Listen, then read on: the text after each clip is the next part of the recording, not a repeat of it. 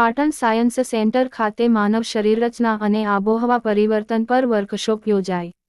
પાટણના regional science centre ખાતે આજે 3 સપ્ટેમ્બર 2024ના રોજ શાળાના વિદ્યાર્થીઓને ક્લાઇમેટ ગેમ ચેન્જર બનાવવા માટે એક વિશિષ્ટ વર્કશોપનું આયોજન કરવામાં આવ્યું હતું.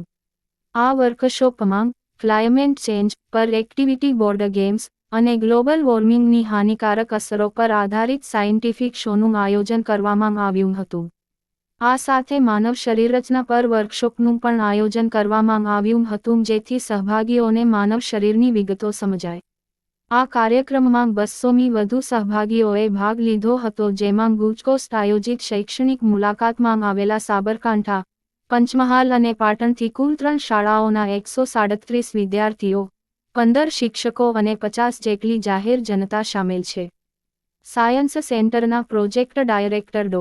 સુમિત શાસ્ત્રીએ જણાવ્યું કે યુવા પેઢીને ક્લાઇમેટ ચેન્જના વૈશ્વિક મુદ્દા વિશે જાગૃત અને પ્રેરિત કરવા માટે ગુજકોસ્ટ, ક્લાઇમેટ ચેન્જ વિભાગ, પ્રાથમિક શિક્ષણ નિયામકની કચેરી અને ગુજરાત સરકારના સહયોગથી એક નવો પ્રોજેક્ટ શરૂ કરવામાં આવ્યો છે.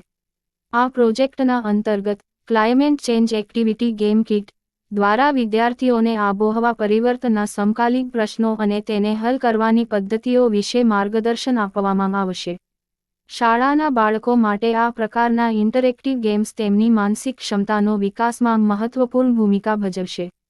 અહેવાલ જયેશભાઈ ગજ્જર, પાટણથી. જોતા રહો વિશ્વ સર્જન ન્યૂઝ પાટણ. અમારી ચેનલ લાઇક કરો, સબસ્ક્રાઇબ કરો.